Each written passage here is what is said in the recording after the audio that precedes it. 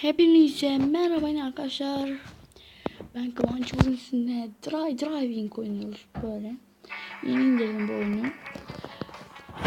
Çoğu kişi bunu popüler buluyor yani. O yüzden ben de bir indireyim dedim. Buna başlayalım. Kamera görüntüsü var mı? Görüntü var mı? Ne? Sevmiyorum.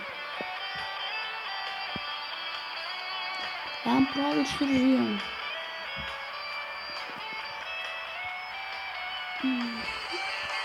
Şey alayım. Böyle daha keyifli oluyor.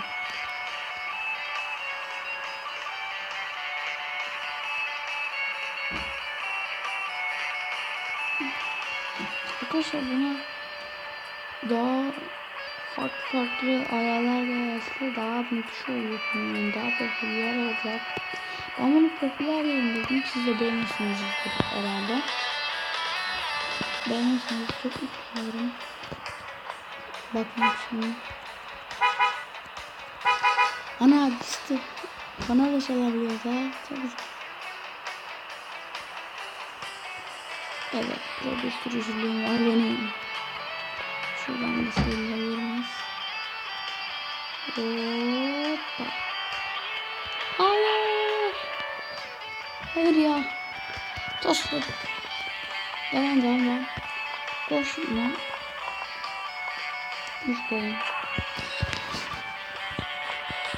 Böyle daha mutlu. En iyisi bence de. Yok. Burada.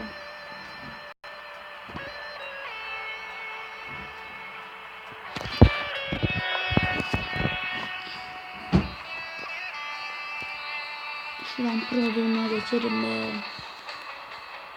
Allahu Ekber, çarpacağız.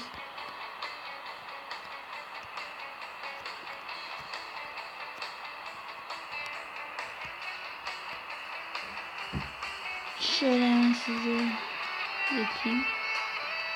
Yedireyim. Böyle bir para aldı. Paraların olsun seviyorum. Hayır, çıkamayacağım.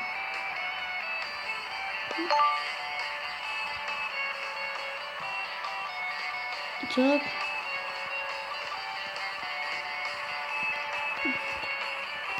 Tamam, bir arayı geçince falan para veriyor. Ben para vermesi iyi bir şey yani. Para vermesi iyi bir şey yani. İşte programımıza geçeriz herhalde orada. Bak nasıl yapıyoruz. Hayır. Önümü göremedim.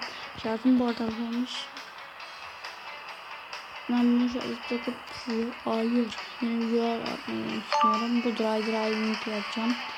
Royale'in yeni bölümünü yüklüyorum, şu anda yükleniyor.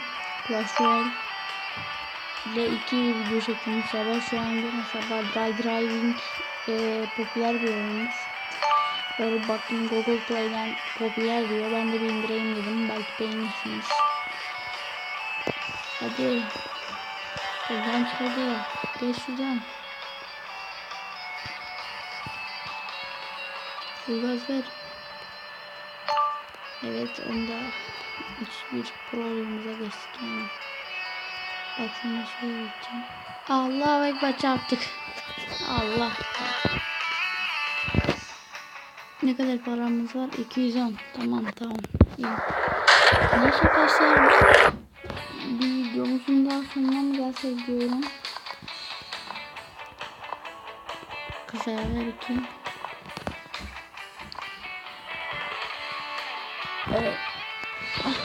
Bir videomuzun daha sonuna geldik arkadaşlar. Güzel bir video oldu. Bu driving'in daha 2-3 bölümü gelebilir. Yani öyle bir şey.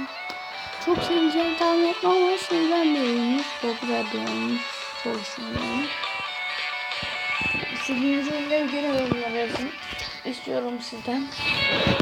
İnşallah yaparsınız. Çok uykum olmasa sabah. İstediğiniz oyunları yorumlara atın. Beğenileri unutmayın. Yorumlara yazın. Abone olmayı da unutmayın. Çok teşekkür ederim. Hepinize reklam yerinden hoşça kalın.